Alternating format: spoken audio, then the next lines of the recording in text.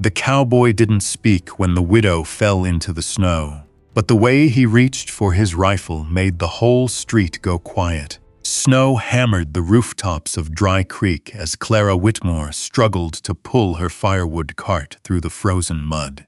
One wheel snapped sideways. She hit the ground hard, her torn glove streaked red against the snow while laughter drifted from the saloon porch.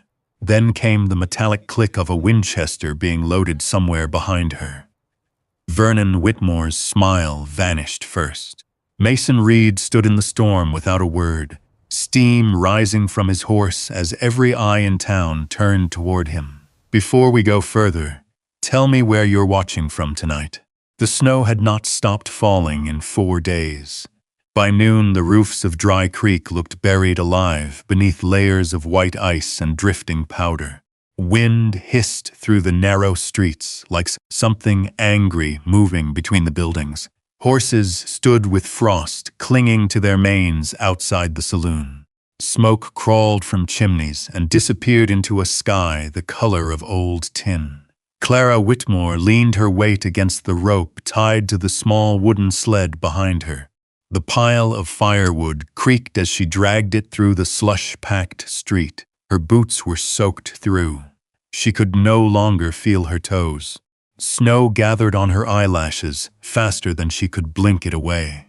People watched her. Nobody spoke.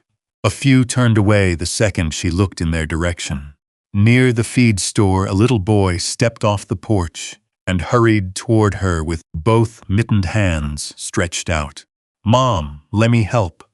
Before he could reach the rope, his mother grabbed him hard by the collar and yanked him backward. "Don't," she snapped under her breath. The boy looked confused. Clara just lowered her eyes and kept walking. The sled caught on a frozen rut. She pulled harder. The wood shifted suddenly. Her boot slipped. Clara crashed hard onto her knees in the snow beside the sled. A sharp crack of pain shot through her palms. For a moment she stayed there, breathing hard through the cold. Blood slowly soaked through the torn wool gloves, wrapped around her hands. Nobody moved. Across the street, the piano inside the saloon kept playing. Clara pushed herself back up and wiped snow from her face with the sleeve of her coat. The coat had belonged to her husband once. The sleeves hung too long on her arms. Ethan had been dead 6 months. 6 months since the logging wagon tipped on Black Ridge Road. 6 months since Vernon Whitmore started telling anyone who would listen that Clara had brought bad luck into the family. The doors of the saloon swung open. Warm yellow light spilled onto the snow. Vernon stepped outside, laughing with 2 ranch hands beside him, whiskey bottles dangling from their fingers. He spotted Clara immediately. "Well now," he called loudly. Town's busiest widow still working herself to death. A few men standing under the awning chuckled quietly. Clara kept her eyes on the sled. "I ain't bothering anybody, Vernon. You're bothering me." He stepped closer, boots crunching through the snow.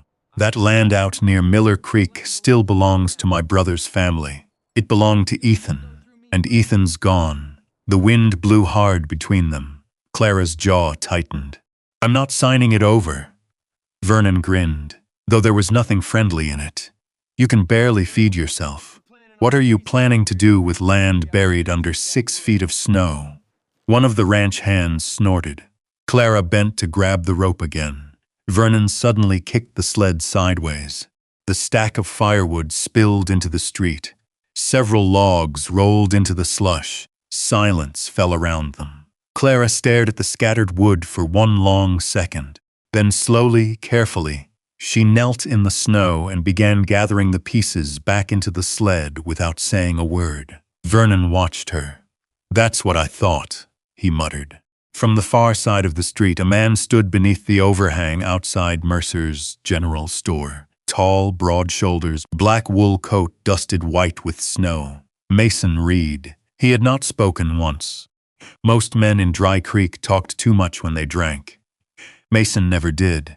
He simply watched Clara kneeling in the snow while the wind pushed loose strands of dark hair across her face. Then he turned, walked inside the store, and disappeared. Vernon laughed one last time before heading back toward the saloon. Sign the papers soon, Clara. Winter's only getting worse. The saloon doors slammed shut behind them. Clara finished loading the wood herself. By the time she reached Mercer's store, her arms trembled from exhaustion. Old Mr. Mercer stood behind the counter writing figures into a ledger book. The place smelled of lamp oil, coffee beans, and damp wool coats drying near the stove. Clara carefully placed 2 small coins onto the counter. "Flour," she said softly. "Whatever this gets me." Mercer glanced at the coins, then at Clara's bleeding gloves.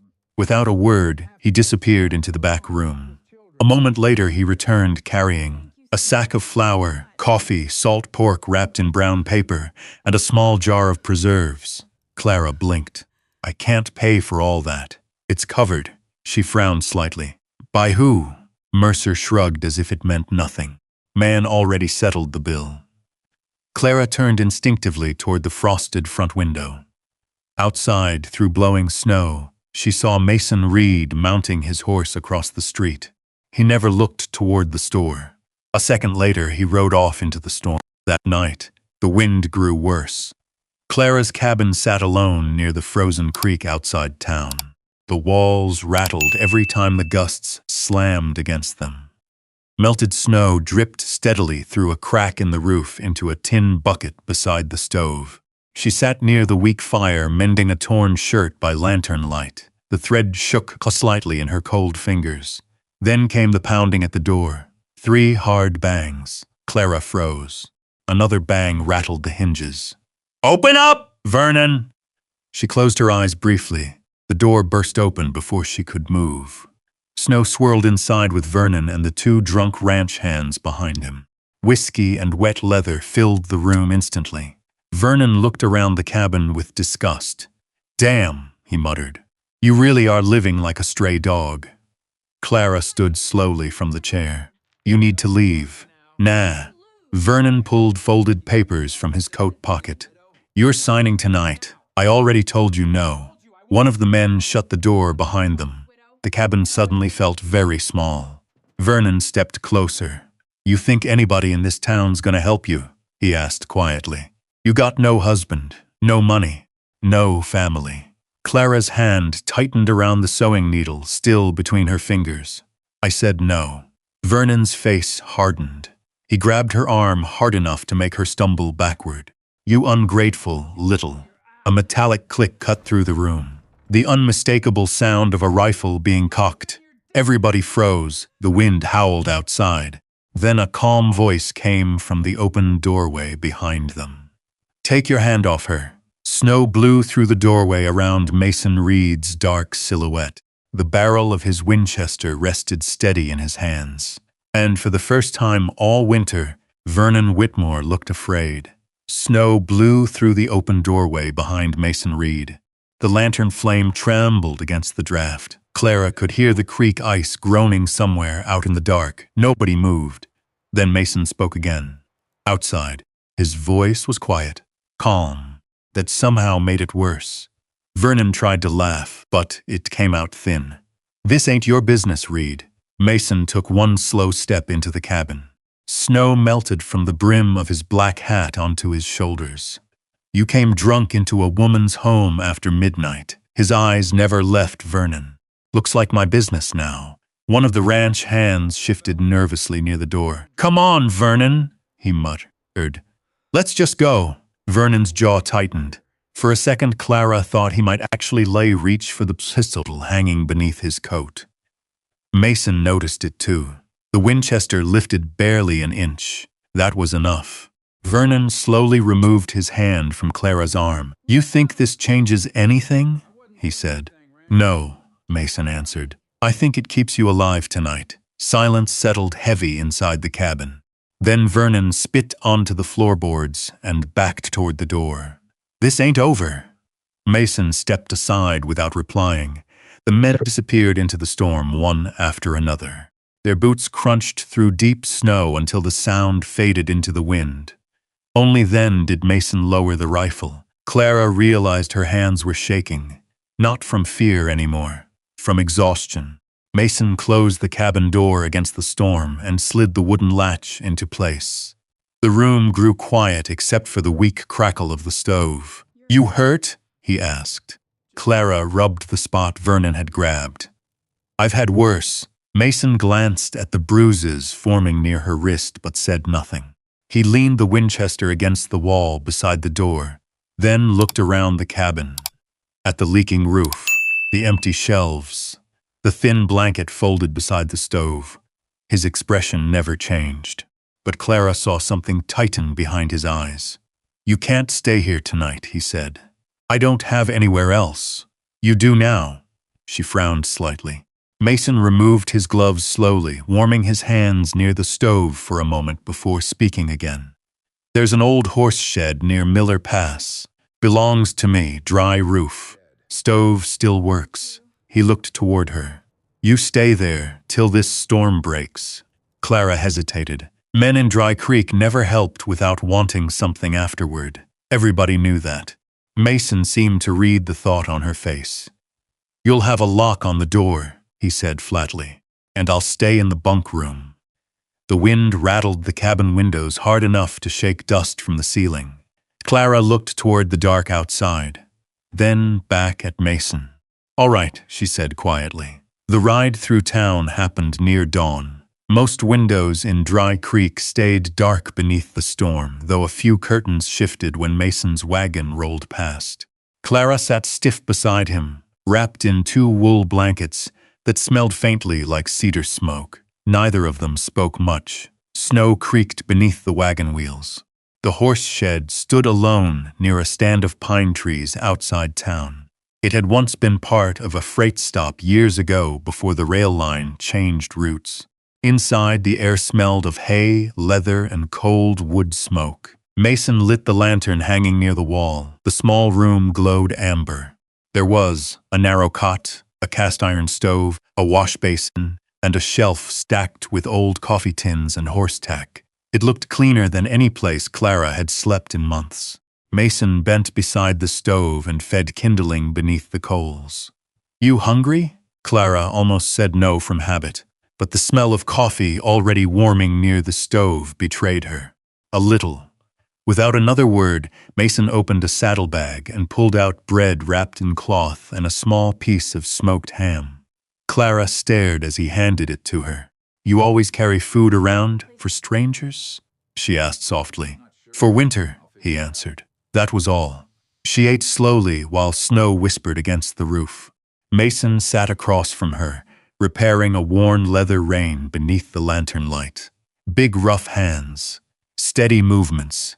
He never once looked at her long enough to make her uncomfortable. Hours passed quietly like that. Near sunrise, pale gray light crept through the frosted windows. Mason finally set the leather aside. "I need a wife." Clara blinked. For a moment, she honestly thought she had heard him wrong. "What?" Mason met her eyes directly for the first time all night. "I said I need a wife." The stove crackled softly between them.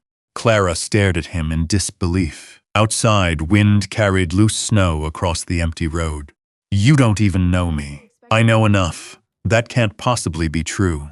Mason leaned back slightly in the chair. "I know you work harder than most men in Dry Creek. I know you've survived 6 months alone, while that town circled you like wolves." His voice stayed calm. "And I know Vernon Whitmore ain't stopping until he gets your land or your grave." Clara looked down at the coffee cup, warming her hands. "You asking out of pity?" "No." "Then why?" For the first time, Mason hesitated. Not long. Just enough for her to notice. "Silver Pine Ranch has been quiet too long," he said finally. "House needs somebody living in it again." His gaze drifted briefly toward the window. "I need somebody I can trust to keep the place standing through winter. And in return, you stay warm. You eat. Nobody touches you again." Simple words, no romance inside them, that almost made them feel more honest. Clara swallowed slowly. "You don't love me, no?" The answer came clean and immediate, "But I'd treat you decent." The room fell quiet again. Clara studied the steam curling from her coffee. Outside this shed waited Dry Creek, Vernon, the leaking cabin, another winter alone. Across from her sat a man everybody feared, and somehow he had been the only one who stepped forward. Mason stood and reached for his coat. "You don't answer now," he said. "Think on it." He moved toward the door, then paused. "One more thing, Clara." She looked up.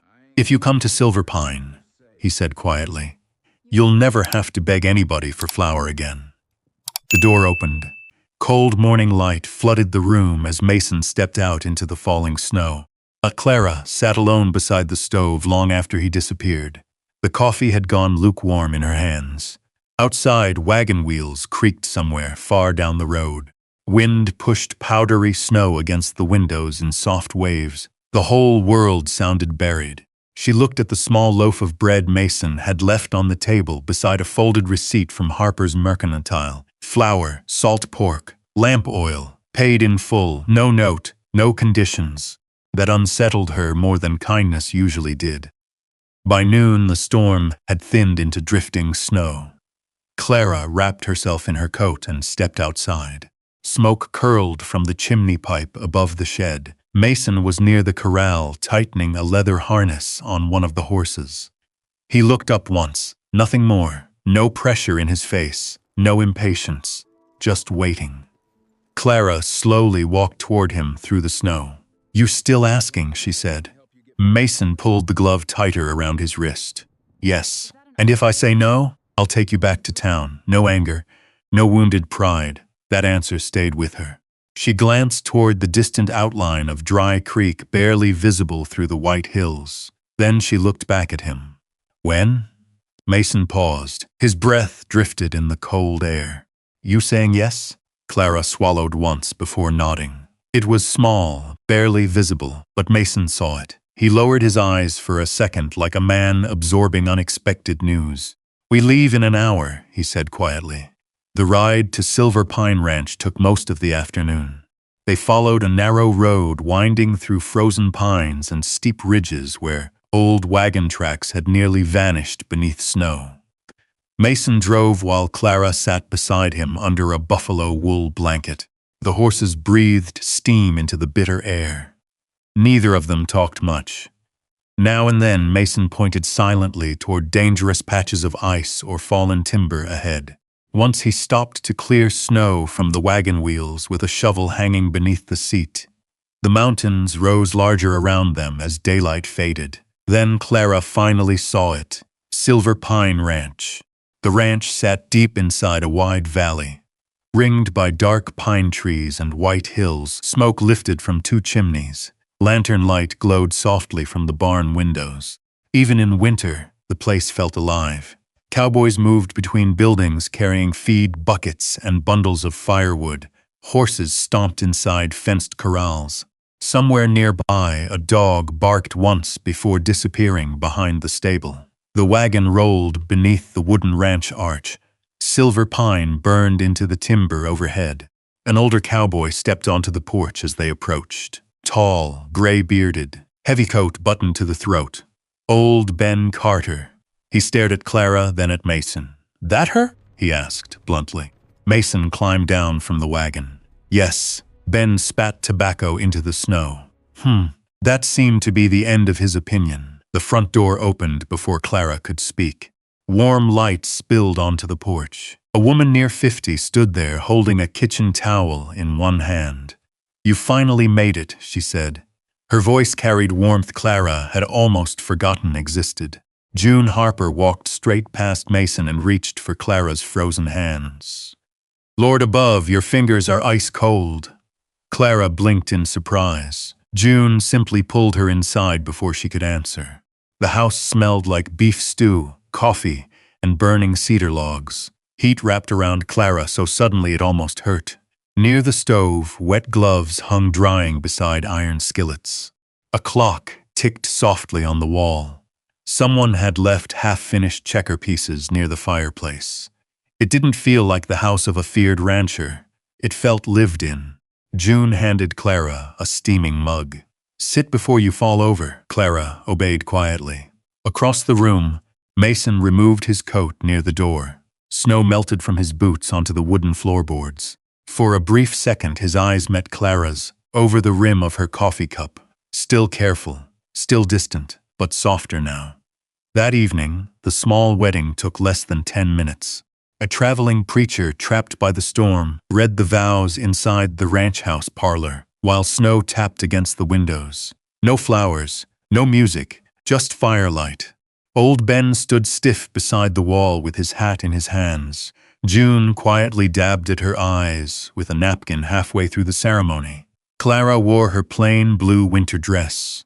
Mason kept glancing toward the fire instead of the preacher.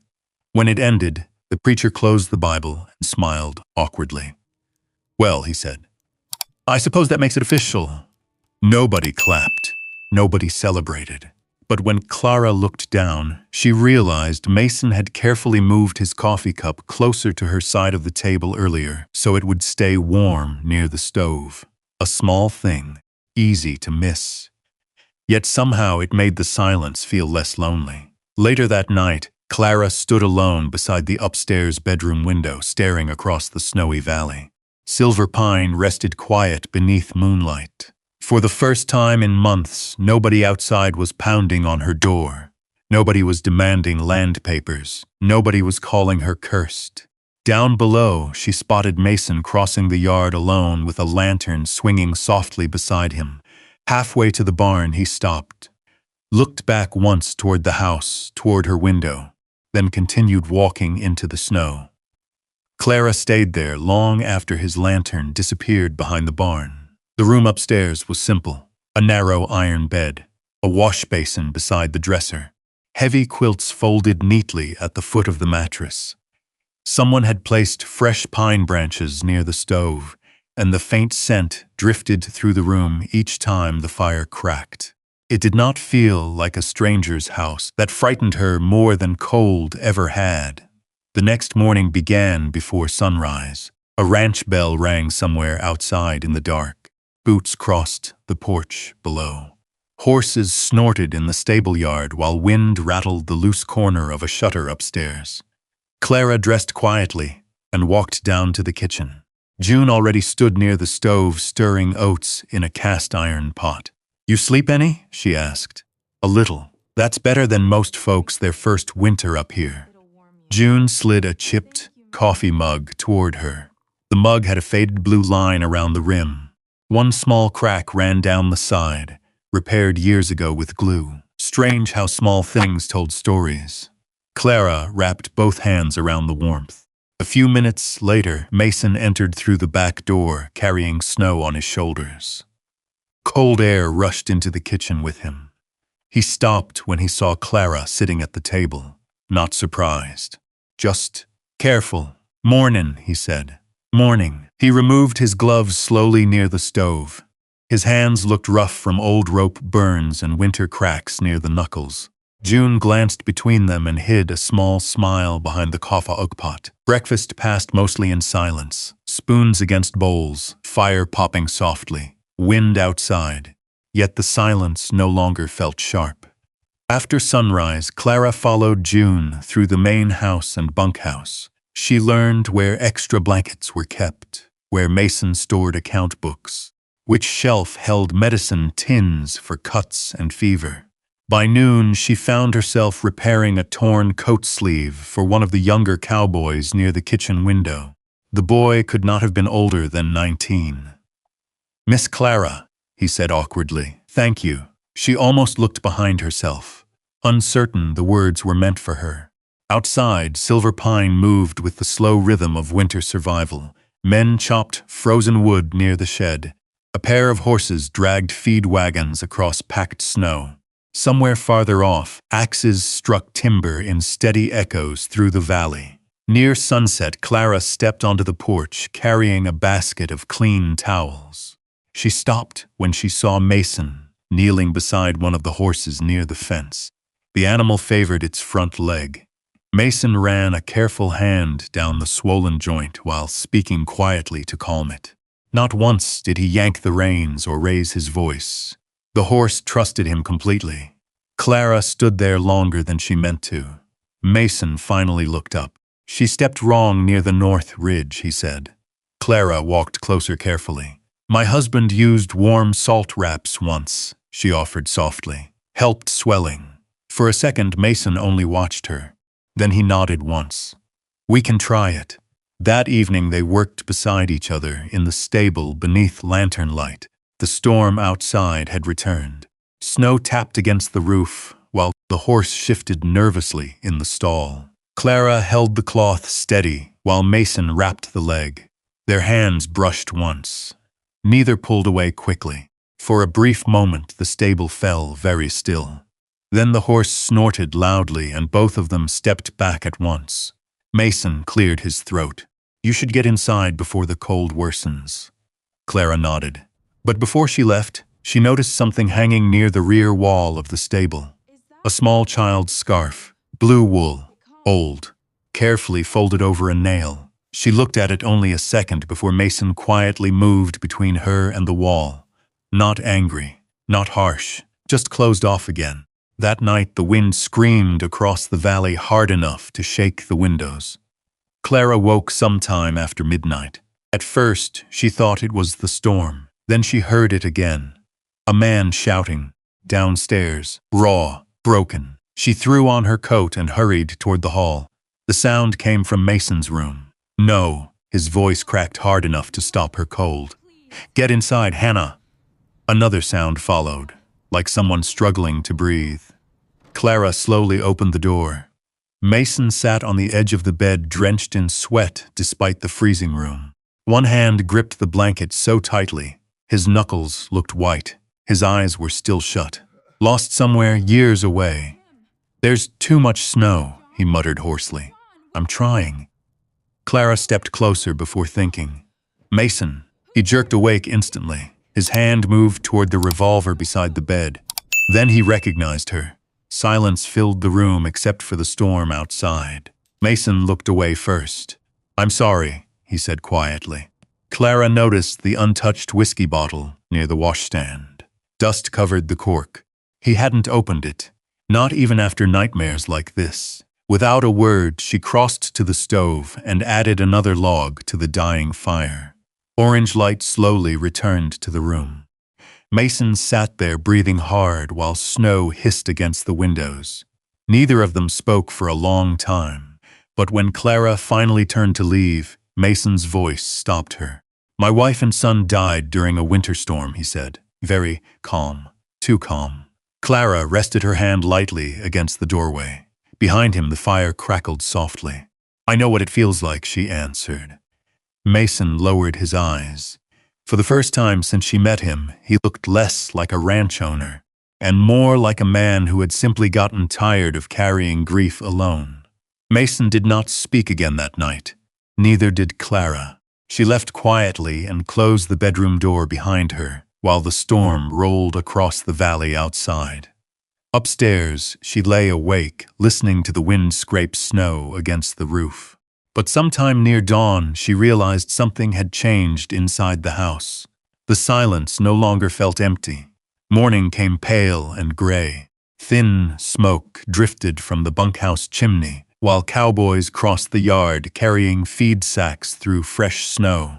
Clara tied on June's old kitchen apron and began kneading biscuit dough before sunrise. She was reaching for flour when Mason entered. For a second, both of them paused. The memory of the night before still hung there between them. Mason removed his gloves slowly. You didn't have to start breakfast alone. I woke early. He nodded once, then quietly reached for the coffee pot before she could lift it herself. A small thing. But he remembered her bandaged hand from the wood cart rope burns days earlier. Clara noticed. So did June, who suddenly found the stove very interesting. The days settled into rhythm after that. Snow still covered the valley deep enough to bury fence posts, but inside Silver Pine, warmth slowly returned in pieces. Clara patched winter coats beside the fire, while old Ben pretended not to appreciate it. She reorganized the pantry shelves, started leaving extra biscuits near the stable for the younger ranch hands too shy to ask for more food. Little by little, laughter returned to rooms that had forgotten it. One afternoon, Mason came inside, carrying broken harness straps over one shoulder. He stopped short at the sound coming from the kitchen. Clara was laughing, not politely, not carefully, real laughter. June had spilled potato peels across the floor while arguing with old Ben over burnt coffee. Even Ben looked seconds away from smiling. Mason stood there longer than he realized. Clara looked up and caught him watching her. The laughter softened but did not disappear. Something warm moved across Mason's face so briefly she almost missed it. That evening, snow began falling again, heavy, this time, the kind that swallowed roads and buried tracks before morning. Mason and Clara repaired fence markers near the lower pasture before dark settled completely. Wind pushed hard across the valley while horses shifted nervously behind the rails. "You should head back," Mason said. "Storm's turning worse." Clara brushed snow from her sleeve. "You always say that 5 minutes too late." A faint grin touched the corner of his mouth. There it was again. Small, careful, but real. Then the sound came. A sharp crack somewhere beyond the trees. Both of them froze. Another horse screamed from the far corral. Mason moved instantly. "Stay here." But Clara was already following him through the snow. They reached the north fence line minutes later. One of the ranch horses lay near the gate, trembling in the snow, blood dark against its pale coat from a gunshot wound to the shoulder. Not fatal, but deliberate. Mason crouched beside the animal, jaw tightening hard. Then Clara saw it, carved into the wooden fence post beside the trail send. The widow back. The letters looked fresh. Knife marks still visible beneath the frost. Wind moved through the pine trees with a low, hollow sound. For several seconds nobody spoke. Then Mason slowly stood. His eyes had gone cold again. Not angry, worse than angry, certain. "He crossed onto my land," he said quietly. Clara stepped closer to the fence. "You think Vernon did this?" "I know he did." Snow collected on Mason's coat while he stared toward the dark tree line beyond the ridge road leading back toward Dry Creek. "He's testing how far he can push." The injured horse struggled weakly behind them. Clara looked again at the carved words. For months those people in town had spoken about her, like she carried death in her shadow. Now the shadow had followed her here. A hard knot settled in her chest. "I'm sorry," she whispered. Mason turned sharply toward her. "For what? This?" He stared at her like he truly did not understand the question. Then he walked back toward her through the snow until only a few inches remained between them. "You didn't bring this here," he said. His voice stayed low beneath the wind. "He did." Clara looked down briefly.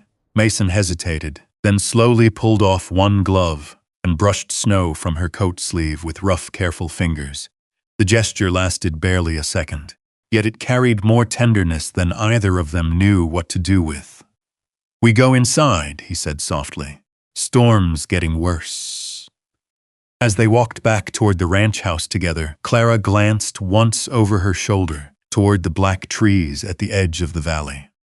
Somewhere out there, Vernon Whitmore was watching, and for the first time since arriving at Silver Pine Ranch, Clara understood the peace she had found there would not last much longer. Maybe that's what makes a place feel like home in the first place. Not because it's safe forever, not because the storms stop coming, but because someone finally stands beside you when they do.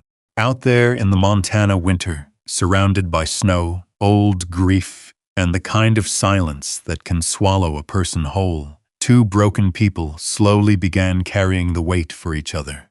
Mason thought his life ended the night he lost his family. Clara believed the world had already decided what kind of woman she was.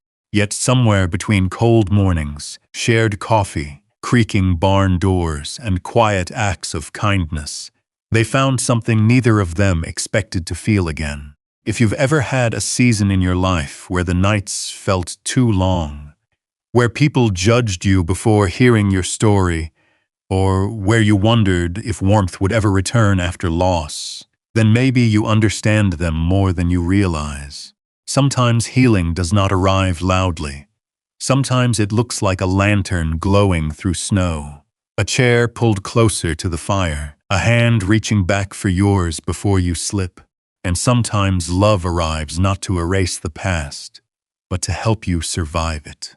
If this story stayed with you, tell me in the comments where you're listening from tonight. And if you'd like, stay a little longer here with us. There are still more forgotten towns, wounded hearts, quiet cowboys, and second chances waiting down the trail ahead.